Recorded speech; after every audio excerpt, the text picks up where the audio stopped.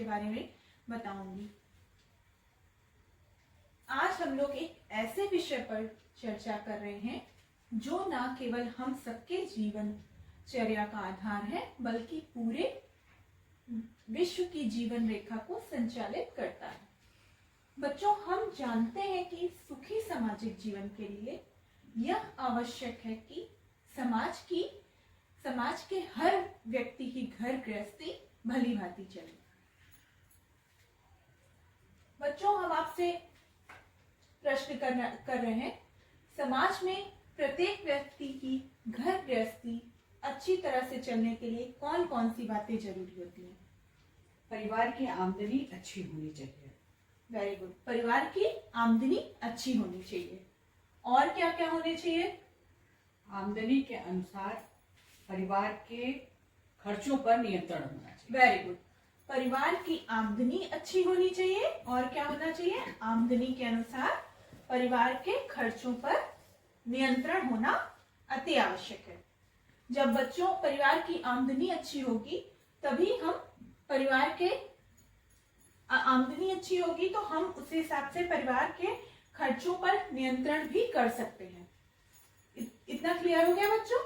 अब हम दूसरा प्रश्न आपसे पूछते हैं कि अगर ये बताइए, आवश्यकताओं को पूरा करने के लिए अगर हमारे पास आमदनी काफी ना हो तब हम क्या करेंगे?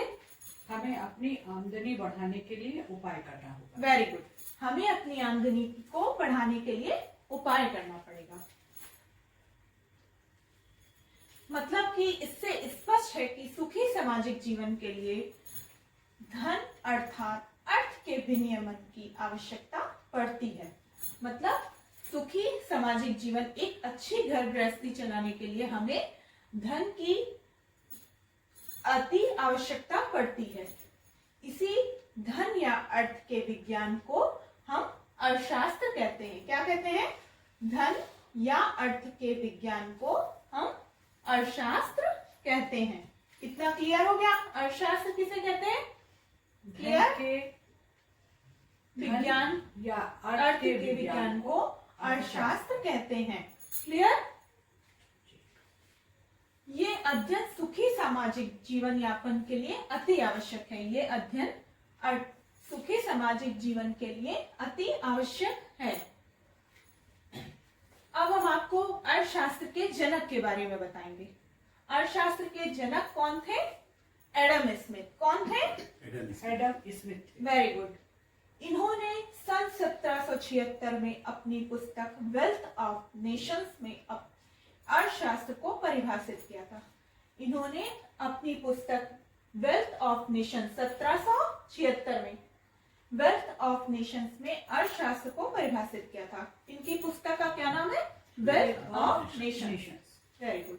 और उन्हें फादर ऑफ इकोनॉमिक्स कहा जाता है। क्या कहा जाता है? Father of economics. Very good. ये एडम स्मिथ हैं। ये अर्थशास्त्र के जनक हैं। कौन है? अर्थशास्त्र के जनक। Very good. इकोनॉमिक्स क्या है? इकोनॉमिक्स ग्रीक शब्द ओइकस और निमोनाइन से मिलकर बना है। इकोनॉमिक्स क्या है? ये ग्रीक शब्दों से मिलकर बना है। ओइकस और निमोनाइन से मिलकर बना है।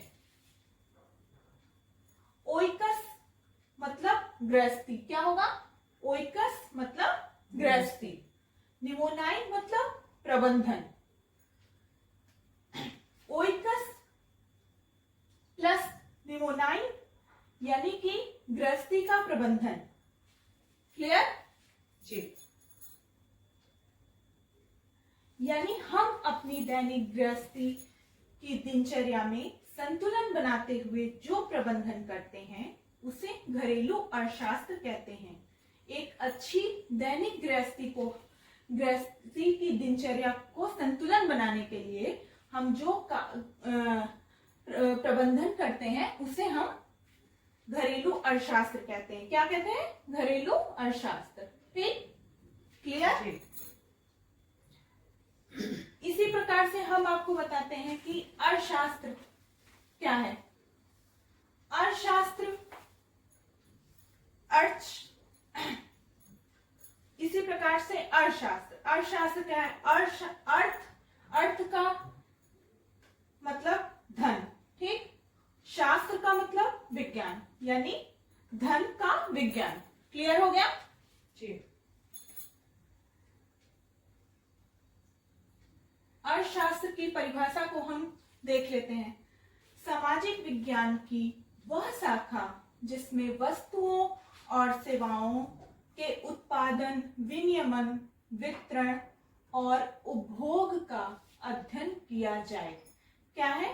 सामाजिक विज्ञान की वह शाखा जिसमें वस्तुओं और सेवाओं के उत्पादन, विनियमन, वितरण और उपभोग का अध्ययन किया जाए। परिभाषा क्लियर हो गई आप लोगों को? जी। अब हम इससे स्पष्ट होता है कि मनुष्य अपनी आवश्यकताओं को पूरा करने के लिए दो प्रकार के कार्य करता है। पहला कौन कौन सा? पहला धन कमाता है और दूसरा धन कमाने के साथ जो उनकी परिवार की जो जरूरतें होती हैं उन्हें पूरा करता है।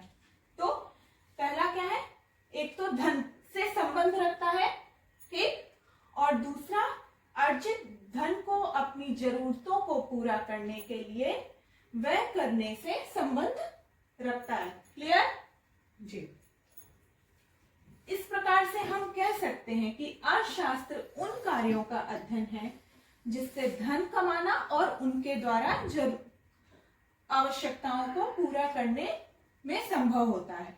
क्लियर हो गया बच्चों? जी। जी। अब हम देखते हैं अर्थशास्त्र के प्रकार।